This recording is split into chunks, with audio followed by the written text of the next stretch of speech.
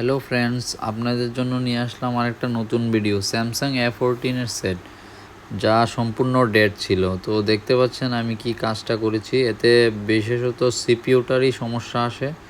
তো সিপিইউটাকে আমি খুলে নিলাম। এখন দেখতে পাচ্ছেন এতে গ্লু লেগে আছে। তো গ্লুটা ভালোভাবে ক্লিন করে আবার আপনাকে দেখাচ্ছি। দেখতে পাচ্ছেন একদম ভালোভাবে পরিষ্কার হয়ে গেছে আমার সিপিইউ। এখন আমি সিপিইউটাকে ক্লিন করে নিচ্ছি। মাদারবোর্ডটা ক্লিন হয়ে গেছে, তো এখন সিপিইউটাকে ভালোভাবে ক্লিন করলাম। ক্লিন করার পর আমি সিপিইউটাকে বল বানানোর জন্য রেডি করে নিলাম। দেখতে পাচ্ছেন বলগুলা মোটামুটি রেডি হয়ে গেছে। তো বাকি সিপিইউটা বল বানানোর পর কীরকম হয়েছে আপনারা দেখতে পাচ্ছেন। প্রত্যেকটা বল কিন্তু একদম সমানভাবে দেখা যাচ্ছে। তো বলগুলা লাগানোর পরে আমি সিপিইউটাকে ইনস্টল করলাম। সিপিইউটাকে ইনস্টল করার পর আমার চেক করতে হবে।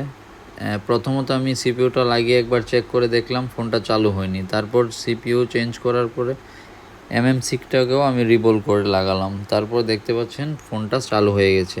ফোনটাতে চার্জ ছিল না, তো চার্জে বসিয়ে ভিডিওটা করে নিলাম। দেখতে পাচ্ছেন যে আমি চার্জে লাগিয়ে রেখেছি, 0% এখন চলে এসছে। তো থ্যাঙ্কস ফর ওয়াচিং। তো এমন ভিডিও দেখতে ফলো করে